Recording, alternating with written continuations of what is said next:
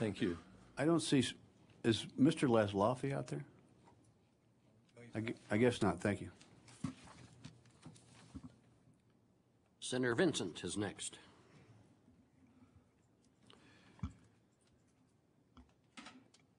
Thank you, Mr. Chairman. Mr. Ritter? Is it John? Redmond. Redmond? Sorry about that, Mr. Redmond. Not a problem. And I wanted to thank you for taking the time to come up and talk about some of the things that have been going on down in California, as they've been at the front line of this and wrestling with it for almost as long as I think, other than Alaska, they may be the states that's been wrestling with this. 1996, we were the first. 96. Had a interesting conversation with you yesterday when I got to meet you, and I'd like to hear you explain that to the committee, and with regards to, as you guys have been wrestling with this and tried pretty much every sort of regulatory reform, where, as you know, there's several different provisions in the works right now, and you mentioned something that Governor Schwarzenegger did on his way out of office just this last November. Yes. And I'm not sure exactly if there's really there's a whole lot of progress or reports that could be made upon that, but if you could explain what he did and explain how you believe that it is going to help answer some of the questions of the dispensaries, drug trafficking, our youth using the substance, et cetera, if you may. It's a bit early. His bill essentially decriminalized marijuana so that there was no ability to arrest for an ounce or less. As you guys are grappling with this issue, and I understand from the gentleman from Florida about the medical issues, and although the federal government does see the potential of medicine in marijuana, it's not in smoked marijuana. They're looking at other delivery systems. GW Pharmaceuticals out of England has passed Sativex or Sativex in England, has passed in Canada, and it's in stage 3 trials here in the United States.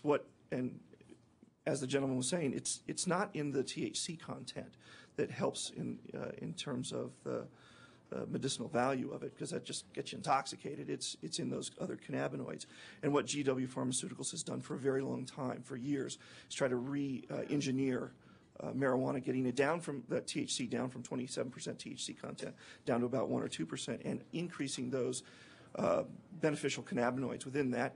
This is not extracted, or I'm sorry, this is not synthetic THC, as in Marinol. This is actually extracted from whole plants, and it comes in an aerosol spray that can be regulated, and that's what's working. So now, as we move towards that and say, how do we grapple with that as we grapple with the problems to society under the current medical marijuana laws and the need or the desire for compassionate use?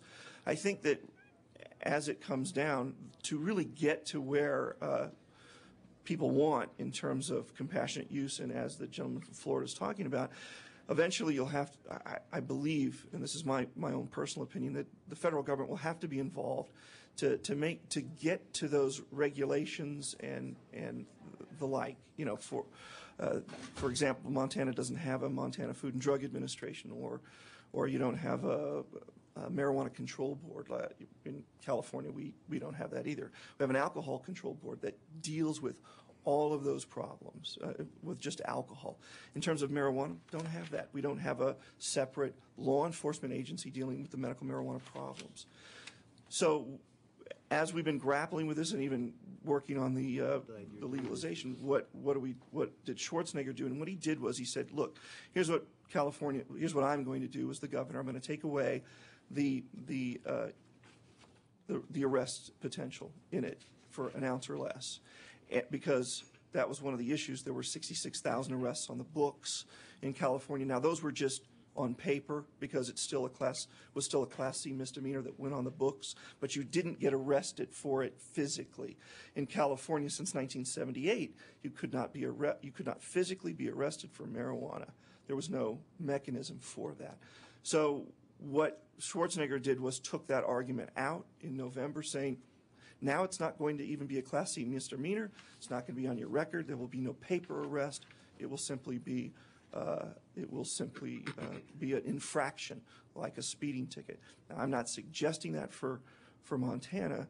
I'm just saying that's one of the issues that California is currently looking at. Did that in November, and it will take probably about 1.5 years to look at the data to see what results that has. But what it did was it separated the medical marijuana issues to the issues of people being arrested.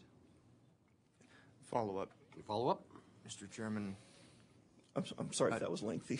Mr. Redmond. Well, I think you got to some of it, but California has not repealed the medical marijuana. I don't know if they have a medical marijuana act, if that's what it was called in 1996 or what have you. But Right. but in Compassionate Use Act. Compassionate Use Act. Are you saying that perhaps that this is? Because we're all struggling with when we're looking at how to reform. How do we get the money out of this? How do we with some of the dispensaries and some of the stores that are popping up next to schools and the trafficking? How do we get this to the people that need it, and keep some of what we're hearing that is the wave that is rushing over the state? How do we get there? And in your opinion, do you see that that Compassionate Choice Act should be repealed and the other should be the rule of law in California, and that would achieve those ends? I do believe that the Compassionate Use Act, or Prop 215, should be repealed. In California, the only way for that to be done is to go back to the voters. We can't do it through legislation. And I think that there is some concern, and Prop 215 was the most liberal of the state laws that existed. There were really zero controls over the Prop 215. And as you start to look at the community issues that you are grappling with, as you start to get to those grow laws and where dispensaries exist and things like that, and it gets it out into the community, that's when you have the problems. That's when it becomes difficult for law enforcement to decide who's the white hats, who's the dark hats. It gets difficult to decide what's legal, what's illegal, and that's the problem.